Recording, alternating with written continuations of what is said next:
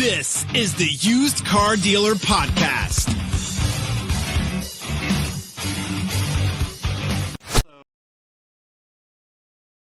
Zach here today, and we have a guest on the podcast who's had a couple appearances already. Bob Voltmann, the CEO of NIADA, which also operates the NABD BHPH Super Forum. Bob, thanks so much for joining me on the podcast today. Great to be here, Zach. Thank you for having me again. So recently, you just finished the National Policy Conference in Washington, D.C. How did that go? And what came out of the conference as like major action items in Washington for NIADA? It was a great conference. We had really good attendance from members and our vendor partners. It is our annual call on Washington. While we now have full-time Washington, D.C. staff that are meeting with members of Congress and the regulators on a regular basis, this is our one time a year where we bring as many members as want to come to meet with their members of Congress, to meet with the regulators, to interact with each other. It was great. We had, this is an election year, as we painfully are aware. So we had representatives from the Republican Congressional Campaign Committee and the Democrat Congressional Campaign Committee. We had Amy Walter from the Cook Political Report giving updates. Most importantly, from a dealer standpoint, we had Director of the CFPB, Rohit Chopra. He and I did a sit down, a fireside chat to kick the conference off. He was charming. And he said, I want you all to understand, I don't wake up every morning thinking about used car dealers. And I don't want you waking up every morning thinking about me. I said, well, they're really glad to hear that because they're also glad to see you don't have three heads. And he said, absolutely, I don't have three heads. But we talked about what the agency is seeing, what it is concerned about. And he said, watch the complaints. That's what we do. We watch the complaints.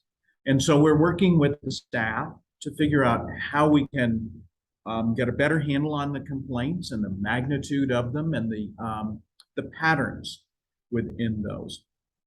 We talked about NIDA and his staff working together. And most recently, they reached out, the CFPB staff reached out to us to talk about lease pay here. And they wanted to know more about lease year pay here as an option.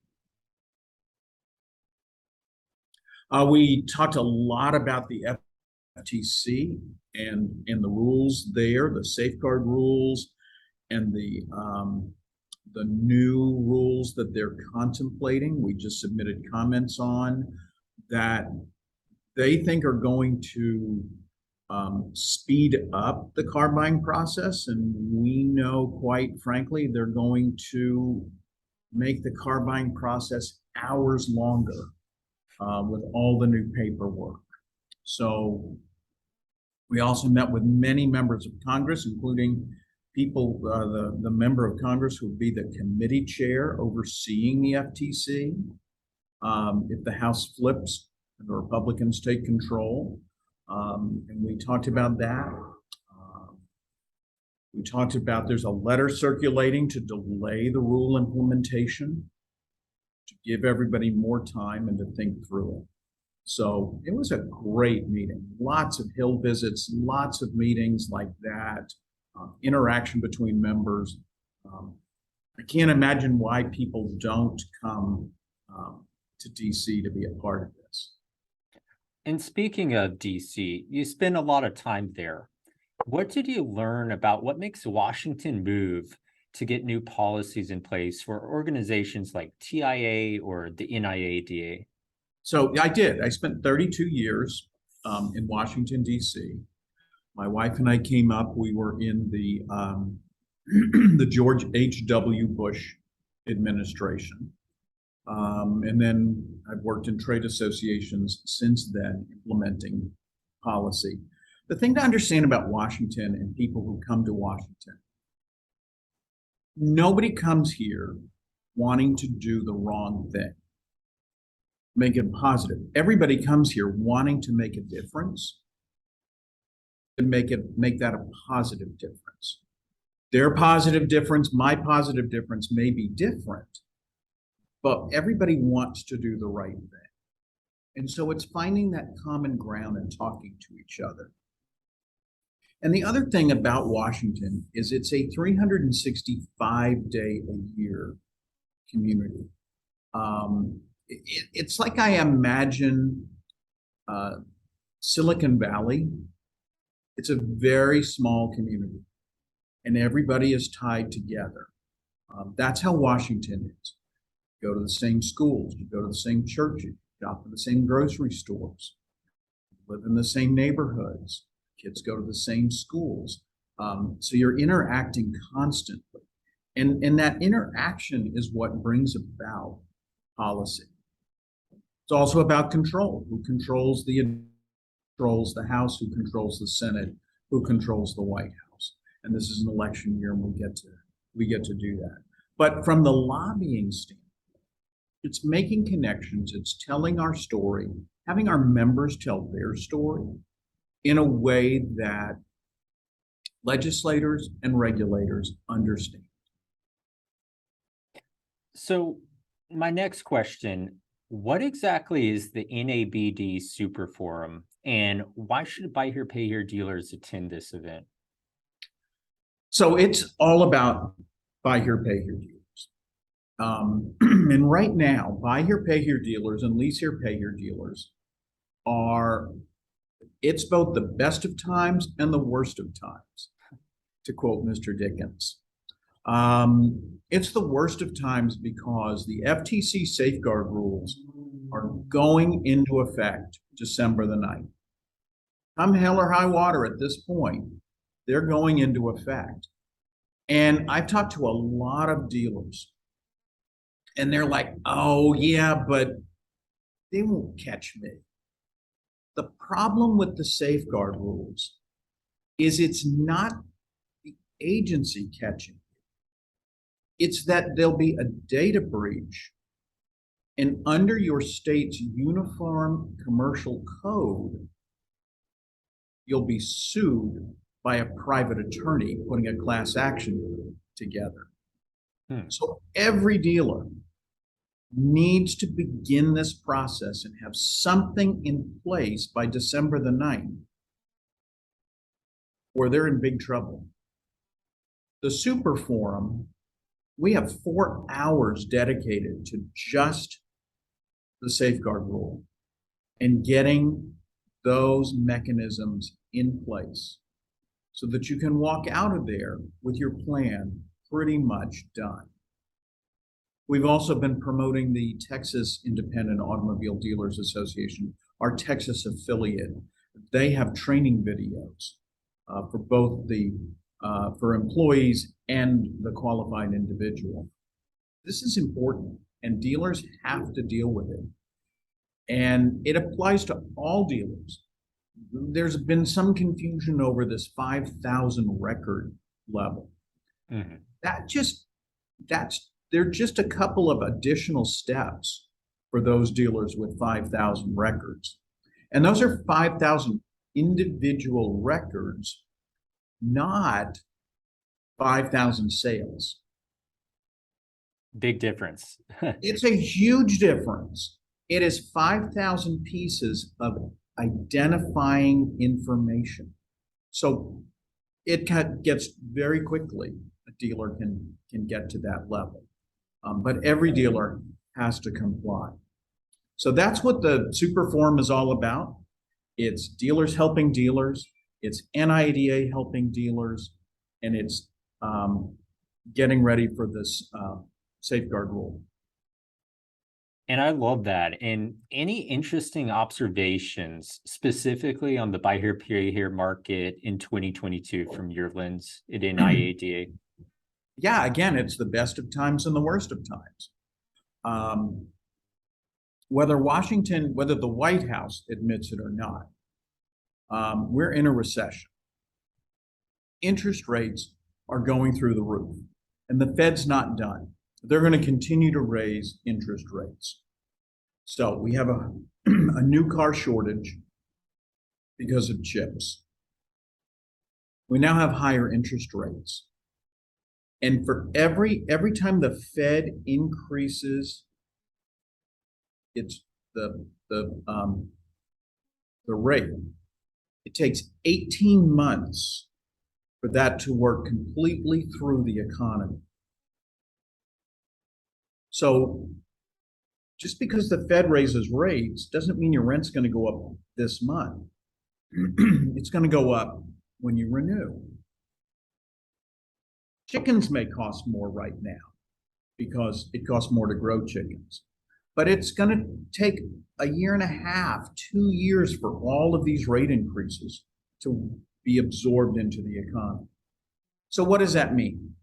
It means that fewer people are going to be able to buy new cars. It means more and more people are going to be pushed into the subprime market at a time when it's still difficult to get inventory and sell that inventory, get that inventory so that you can sell it at a price that those people can afford to buy. So it's the best of times because our buy here, pay here dealers are going to have more customers and more demand for their vehicles. And it's going to be tougher and tougher to compete in that space. And let me ask you more specifically about the NIADA. So when it comes to issues like what you're discussing that directly impact used car dealers, what are some big initiatives next year, or any thoughts into some big focuses for 2023? So we're continuing to work Washington. For the buy here, pay here side, that's the biggest thing we can do, is continue to work Washington. And we're watching several things. We're watching what the FTC is talking about with junk fees, what they call junk fees. And we're watching the CFPB is floating this idea that you're going to have to check to see whether someone's white or black, male or female, gay or straight when you're dealing with car loans. It's like turning the clock back 70 years of, civil rights and equal rights. And we've all become told that you can't ask these questions and be colorblind. And now we've got government regulators wanting to go backwards. So we're going to fight that. We're watching crazy things like the DC City Council is looking at regulating algorithms. That's the kind of crazy stuff that we do as a trade association to watch those things so our members don't have to. So that's what we're working on with the buy here, pay here community. Our other big initiative for, closing out this year and into next year is our CPO program, our certified pre-owned program, a national program, 5 administrators, recognition on public websites, integrating digital inspection. We launched an app at our meeting in June, and we're now building apps out for our states so that it becomes NIDA in the palm of your hand, 365 days of the year, with a secure community where dealers can interact with each other in a secure fashion, where no one's going to take that data and use it to market something to you, which is what the public websites, of course, do. So more of the same, with the addition of CPO, the app, and continuing to really push our advocacy. So any predictions for Q4 in terms of the used car marketplace or going into early next year, Q1? Just that. The economy is going to get worse before it gets better. Hmm. Interest rates are going to continue to go up. People are going to be pushed out of the new car marketplace, and more people are going to be pushed into the used car marketplace. And more people are going to be pushed into the subprime parts of the used car marketplace, which is going to be an opportunity for our members. They're going to have to work hard to be able to meet. Let me ask you about rising energy costs. It's $6.50 a gallon here in San Francisco where I'm You at to deserve fill it. up your tank. And it's a tightening market. You see valuations completely cratering. What sort of impact do you think that has on the automotive ecosystem, especially on the energy side? Well, it is the number one driving force for the economy being in a tailspin. If so, let's go back at the end of the George W. Bush administration. The United States had become the world's largest producer of oil and natural gas. We produced more oil than Saudi Arabia and Kuwait combined. We were the swing producer for the world. We are now a net beggar once again. The policies of the past of this administration and the Obama administration have put us back in a position where we are having to beg countries to produce more oil when we could be doing it ourselves. And if we were producing oil, so the price of chickens, the price of heating oil, the price of gasoline, the price of producing things is all tied to petroleum. Again, going back to the George W. Bush administration, every German chemical company was opening a facility in the United States because what do you make with chemicals? You make plastic. And what do we use plastic for? Pretty much everything. It was cheaper here than any place else in the world, and we've destroyed that. We can bring it back, but it's not here now.